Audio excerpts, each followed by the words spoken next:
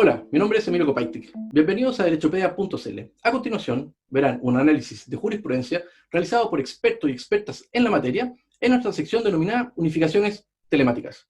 Gracias a los expositores y a ustedes por apoyar este proyecto. Ya ahí está grabando. Bien, gracias por la invitación a Emilio Kopaitik, a Derechopedia, y para mí ha sido un privilegio poder aceptar esta invitación. Es un panel privilegiado el que participa de unificaciones telemáticas. Entrando derechamente en materia, vamos a compartir.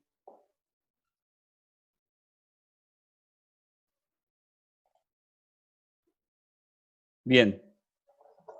Aplicación del procedimiento de tutela laboral a los funcionarios públicos de la excelentísima Corte Suprema. Recurso de unificación del 19 de diciembre del año 2019, rol 37.905 del año 2017. ¿Cuál es la importancia y por qué se elige esta temática? Primero, porque corresponde a un debate académico. Una sentencia de diciembre del año 2019, del 2018, perdón, que aún en junio del año 2020 produce debate, porque involucra derecho administrativo. Aquí un ejemplo es una serie de columnas, artículos de opinión que Alejandro Vergara, en cuanto administrativista, dedicó precisamente a este tema. Involucra, por cierto, derecho laboral, involucra además cuestiones institucionales. Las conversaremos y además no es un tema que se haya clausurado, es una discusión aún abierta. Partiremos con los antecedentes del pronunciamiento de la Corte Suprema. En primer término, el juzgado letras D, el trabajo San Miguel, condenó a la Municipalidad de San Miguel en un procedimiento de tutela laboral activado por una exfuncionaria empleada con trata por vulneración del derecho a la no discriminación por opinión política, con su despido, ocasión de su despido. Luego la Corte de Apelaciones de San Miguel rechaza un recurso de nulidad presentado por la municipalidad, la que luego presenta un recurso de unificación de jurisprudencia.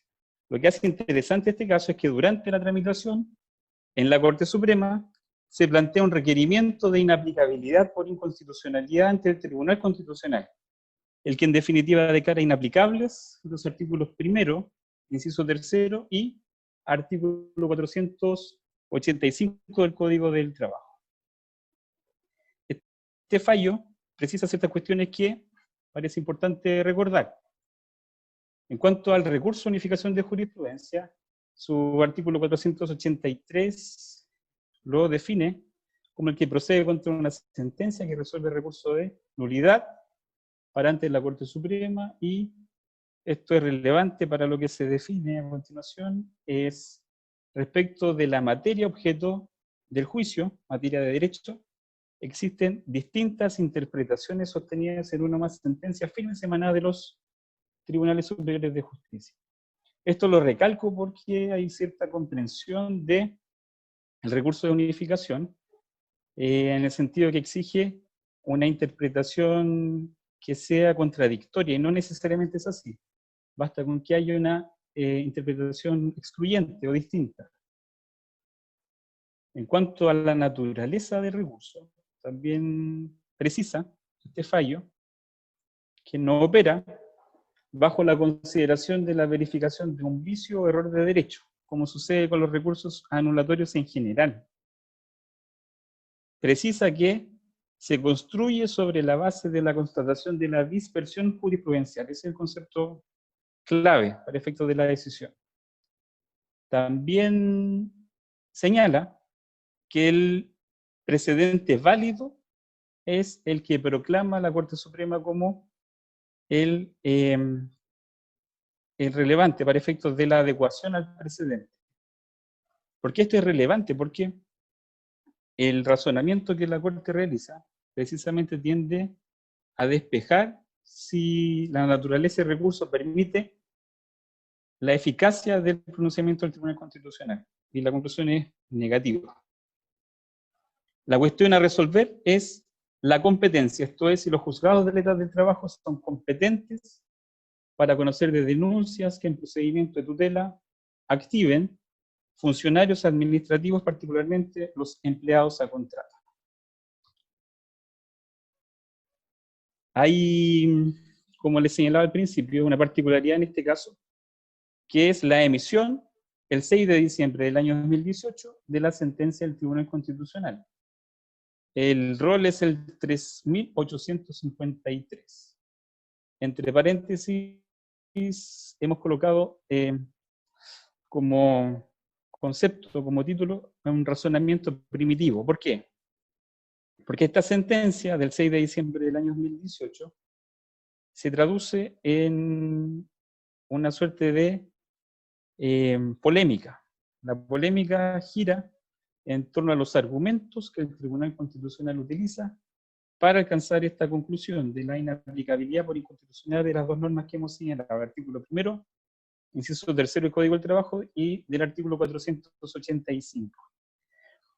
Destaco en este sentido un artículo, un trabajo que publica Cristian Román Cordero, profesor de Derecho Administrativo de la Universidad de Chile, denominado Función Pública entre la laboralización y la deslaboralización, y es precisamente un comentario sobre esta sentencia.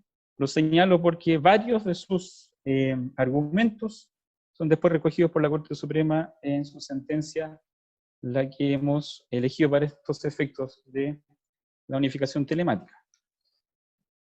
¿Qué señala el Tribunal Constitucional? Y por eso la polémica que surge a partir de ello. Concluye que las normas constitucionales infringidas a partir de la aplicación del artículo 1 y del 485 del Código del Trabajo son los artículos 6 y 7 de la Constitución Política. ¿Cómo llega a esa conclusión? Señala que el artículo 1 del Código del Trabajo, aquel que establece la aplicatoriedad supletoria de este cuerpo legal a los funcionarios públicos, es una fórmula bastante particular porque en el inciso 2 establece una excepción y en el inciso 3 la contraexcepción. Precisamente esta contraexcepción de la aplicación supletoria configura una fórmula dúctil e imprecisa. Se presta para aplicaciones extensivas y produce la ampliación de la intervención de los tribunales más allá de su natural órbita de competencias. Se vincula con la figura del artículo 420, letra A del Código del Trabajo, que establece la competencia del Tribunal Laboral, y concluye que ciertas cuestiones estatutarias de derecho público, así las entiende el Tribunal Constitucional, sean absorbidas por unos tribunales especiales como los del trabajo, suponen una infracción de los artículos 6 y 7, pues prescinden de la normativa que les es propia a estos tribunales y sin que exista una ley expresa que así lo autorice. Las tesis fundamentales que la sentencia de la Corte Suprema, la sentencia de unificación, plantea respecto de esta declaración de inaplicabilidad por inconstitucionalidad son tres. La primera es que existe un reconocimiento del efecto de expulsión normativa a propósito de la sentencia del Tribunal Constitucional, y su efecto, que es la creación de una laguna impropia. El segundo es la oportunidad de ejercicio del recurso. En este caso, como se indicó al principio, se plantea el requerimiento de inaplicabilidad después de la emisión de la sentencia de nulidad por parte de la Corte de Apelaciones de San Miguel. Y en este sentido se estima por la Corte Suprema que realizarlo en esa etapa resulta extemporáneo. Aquello produce como efecto una imposibilidad pragmática para que la Corte Suprema lo considere. Y finalmente, en materia de interpretación normativa, lo que la Corte Suprema enarbola es la tesis de la ineficacia pragmática de la declaración de inconstitucionalidad. Vamos con la primera tesis, en cuanto al reconocimiento del efecto de expulsión normativa y la creación de laguna impropia. En este caso, la Corte recoge el planteamiento del profesor Núñez Poblete, que se plasma en este trabajo del año 2012, efectos de las sentencias en el proceso de inaplicabilidad en Chile. Según la Corte, este efecto implica que se retira del universo de las normas aplicables aquellas declaradas inaplicables. Y como señala en este resumen, el efecto de dicha expulsión normativa es la creación de una laguna impropia, que debe ser llenada por el sentenciador por reglas comunes y principios generales. El fundamento es precisamente el principio de inexcusabilidad.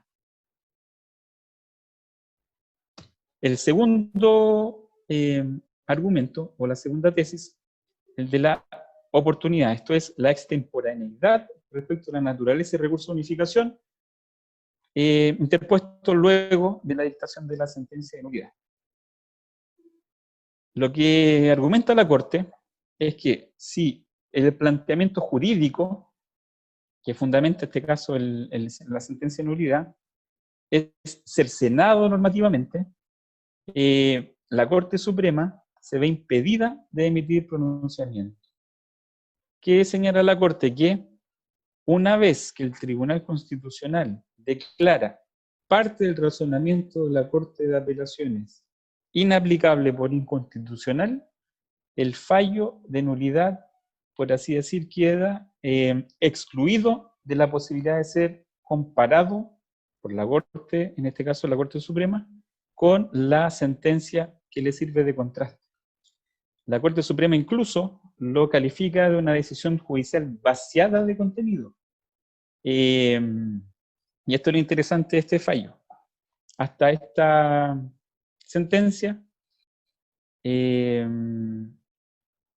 la propia doctrina del Tribunal Constitucional reconocía esta suerte de oportunidad que no se encontraba prevista en el artículo 483 del Código del Trabajo, pero que en la práctica servía de una suerte de mecanismo de autorrestricción del Tribunal Constitucional.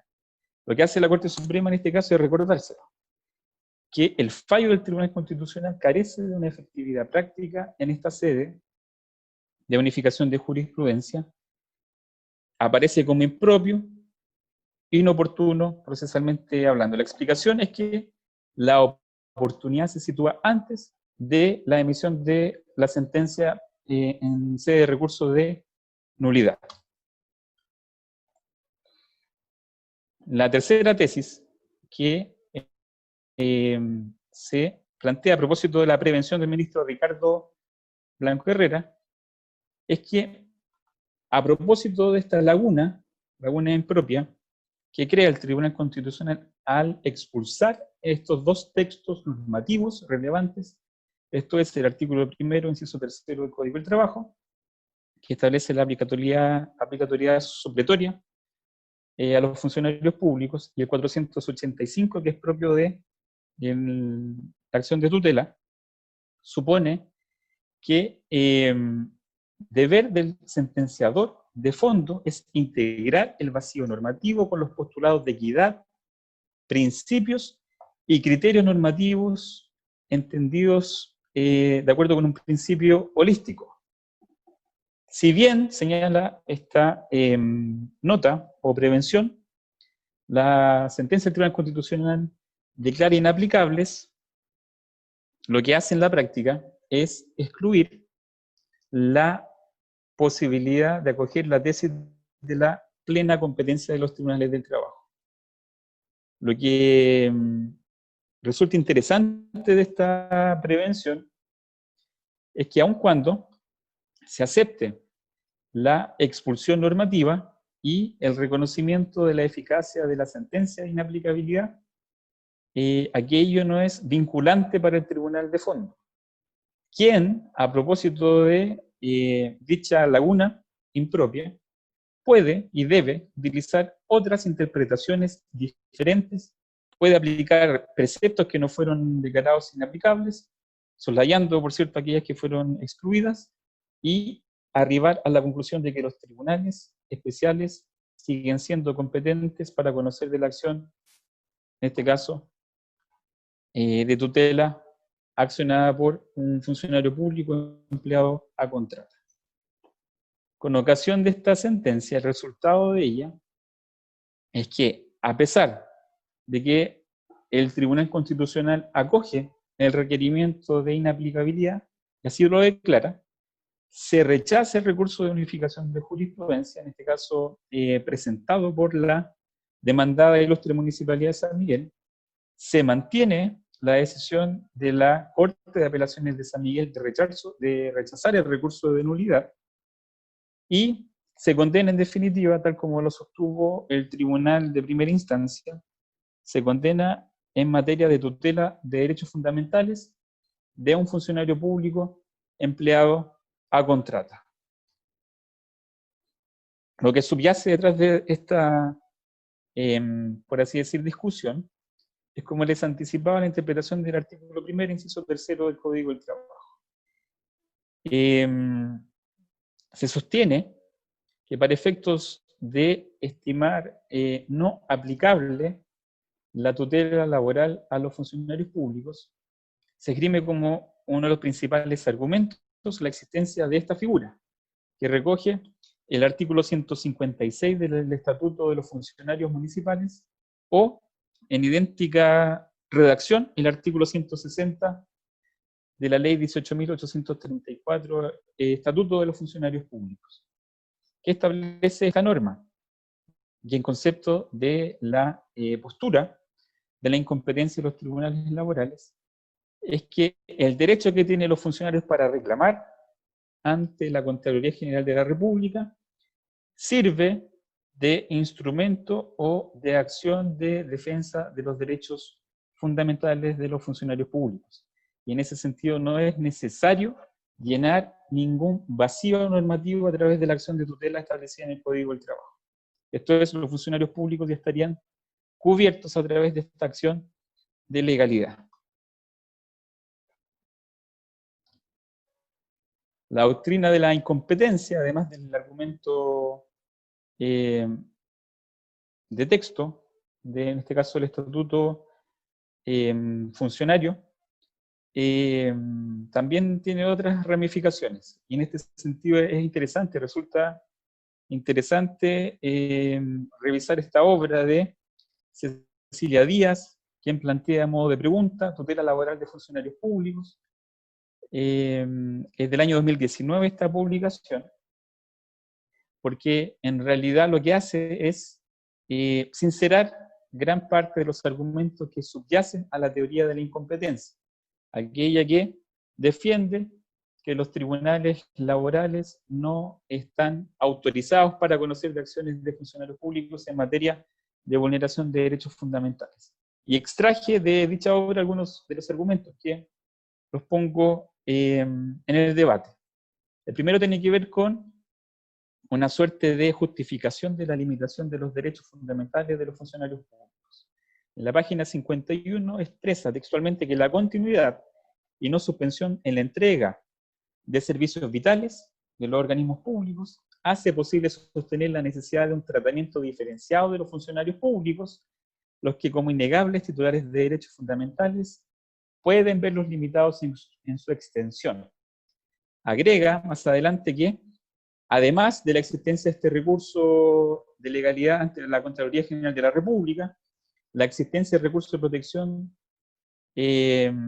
también sirve como elemento de instauración de un criterio de igualdad entre los trabajadores públicos y trabajadores privados. Por lo tanto, la existencia del recurso de protección también serviría de fundamento a la falta de necesidad de acudir a la tutela laboral por parte de los funcionarios públicos. Finalmente, establece que a partir de la interpretación del inciso 3 del artículo 1 del Código del Trabajo, existen caracteres diferenciadores de los estatutos público y privado, y que permite tales elementos concluir con una suerte de contradicción inherente que habría entre las normas de tutela laboral del artículo 485 y siguiente del Código del Trabajo con elementos rectores de los funcionarios públicos, en atención al sujeto, a la relación jurídica y al objeto de ambas disciplinas. Finalmente, realiza una suerte de distinción, en el sentido que la autonomía de la voluntad, aunque fuertemente restringida por el de irrenunciabilidad de derechos, sería el que domina en derecho al trabajo, por así decir, privado, y en el campo de la normativa administrativa, aquella de los funcionarios públicos, el principio rector sería el de la legalidad, y por lo tanto, dicha distinción es la que también fundamentaría la imposibilidad de aplicar la tutela laboral a los funcionarios públicos. Si bien la autora lo plantea a modo de interrogante en su título, la propuesta que nos entrega en su interesante obra es la de la doctrina de la incompetencia. Lo pongo porque se trata de un interesante ejercicio. La doctrina de la competencia o plena competencia de los tribunales laborales en materia de tutela de funcionarios públicos la encontramos a partir de la emisión de la sentencia conocida como Bucenius con Cenabast del 30 de abril del año 2014, fue publicada en la revista Derecho, número 31 de aquel año, y lo que señala dicha doctrina, y que se mantiene 6 años después, de manera permanente en la cuarta sala de la Corte Suprema, es que, recordando la redacción del artículo 1º, inciso 3 del Código del Trabajo, en cuanto a los aspectos o materias no regulados en el respectivo estatuto, siempre que tales normas no fueren contrarias, recordando dicha redacción, justifica la no existencia en el estatuto administrativo de un procedimiento, en primer término, jurisdiccional, y en eso se despeja el argumento de aquel recurso de ilegalidad administrativa ante la Contraloría. No existe ningún procedimiento jurisdiccional especial para conocer situaciones o denuncias de vulneración de derechos fundamentales. Y finalmente se estima que las normas del procedimiento de tutela, artículo 485 y siguiente del Código del Trabajo, no son contrarias al del referido estatuto administrativo, ya sea municipal o general. Por lo tanto, en este caso, se trataba de un funcionario público contratado de Cenabast. El juzgado de letras del trabajo resulta plenamente competente.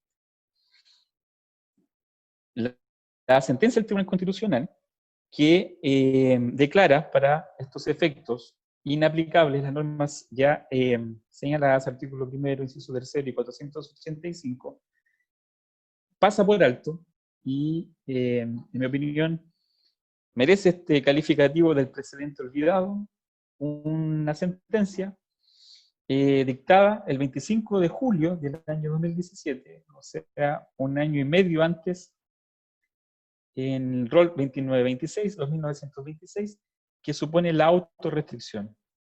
Yo transcribí el considerando que en definitiva recoge una postura del propio Tribunal Constitucional que en síntesis establece que encontrándose una causa en conocimiento de la Corte Suprema por vía de un recurso de unificación, impide al Tribunal Constitucional conocer de una supuesta inconstitucionalidad, reconociendo, por así decir, la facultad exclusiva y excluyente de la Corte Suprema para dirimir el conflicto de interpretación.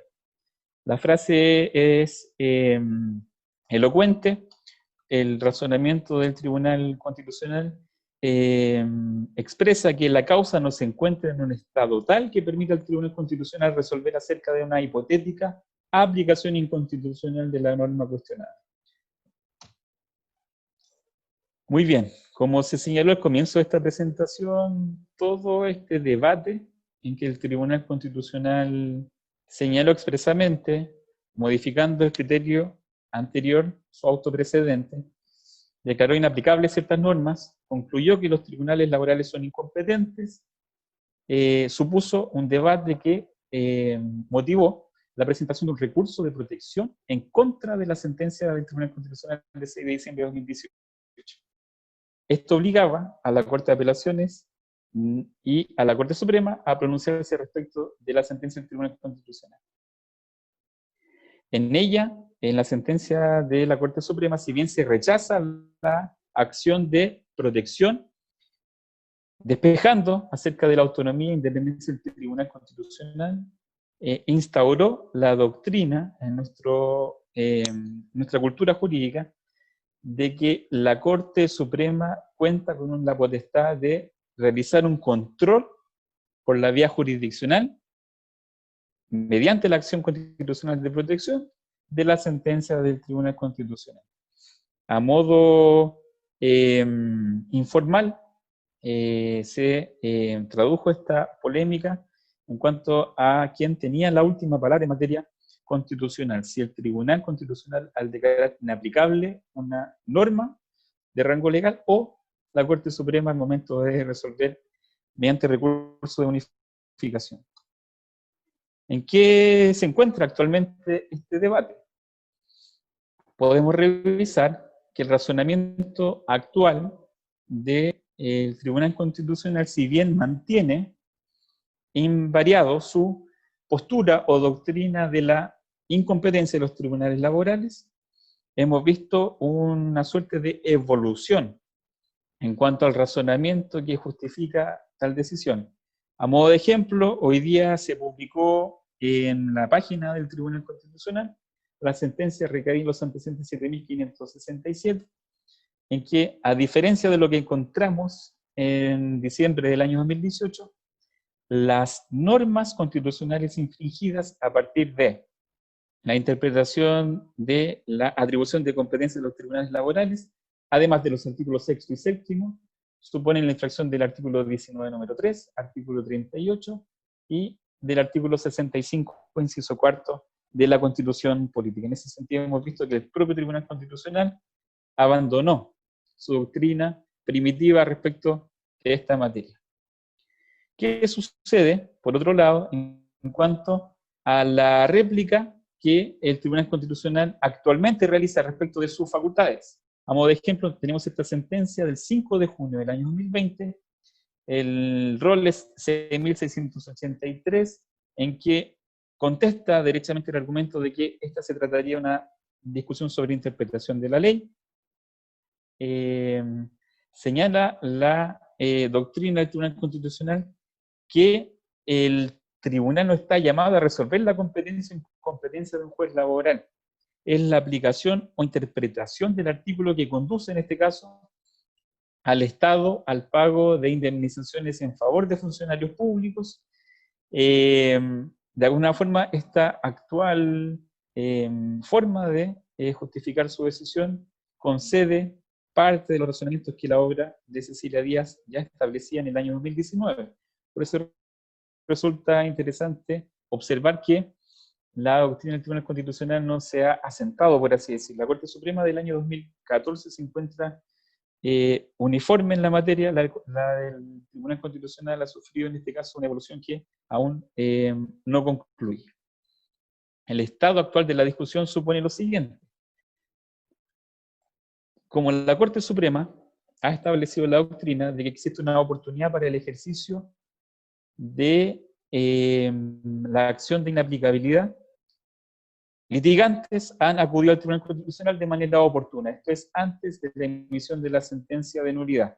Un ejemplo es lo que aconteció en este caso de la Ilustrísima Corte de Apelaciones de Valparaíso, el 27 de enero del año 2020, en los autos 796 del 2018, acogió un recurso de nulidad basándose precisamente en una sentencia de el Tribunal Constitucional que plantea un requerimiento, recoge el planteamiento de un requerimiento de inconstitucionalidad, y lo que hace es, en sede de recurso de nulidad, mantener dicho criterio, acoge la excepción de incompetencia y declara que, reconociendo al Tribunal Constitucional la facultad sobre la materia, recoge entonces, acogiendo dicha excepción, impidiendo que un funcionario público pueda utilizar la vía de una acción de tutela para efectos de instar por, en este caso, una denuncia por vulneración de derechos fundamentales. Lo que interpreta en este caso la Corte de Valparaíso es una suerte de deslinde de competencias y concluye que el artículo 485 del Código del Trabajo exige la existencia de una relación laboral de carácter privado. Ese es el estado actual de la discusión. Pareciera que la sentencia, tanto la que emite el Tribunal Constitucional como la de la Corte Suprema, suponen una suerte de ejercicio teórico, abstracto, que supone cuestiones constitucionales, pero no hay nada más práctico en este caso que recoger la teoría que emana de dicha discusión. Primera conclusión: si se trata de un litigante que pretende esgrimir la incompetencia como excepción, primer consejo es que lo realice antes de la sentencia de nulidad y no después de ella. Las causas en que se ha deducido requerimiento de inaplicabilidad después de la sentencia de nulidad han sido rechazadas por la Corte Suprema y eso ha significado que se confirme el criterio de la competencia. Estaremos atentos porque la Corte Suprema aún no ha tomado ninguna decisión, no ha emitido ningún pronunciamiento respecto de aquellas causas en que el Tribunal Constitucional ya ha declarado la incompetencia a través de su interpretación antes del recurso de nulidad. Se trata de un debate abierto. He querido a través de este tiempo exponer las dos posturas, tanto de la competencia como de la incompetencia. Se trata, por lo tanto, de una materia que está abierta a la discusión y tanto los litigantes que pretendan accionar en representación de los trabajadores o empleados, funcionarios públicos, como aquellos que defiendan instituciones como los municipios o organismos públicos, aún tienen bastante material que recoger de esta interesante discusión. Yo agradezco finalmente a Emilio por la oportunidad que me brindó de poder compartir esta temática y espero estar con ustedes en cualquier evento a futuro junto a Derechopedia y en este caso las unificaciones telemáticas. Un gran saludo a todos.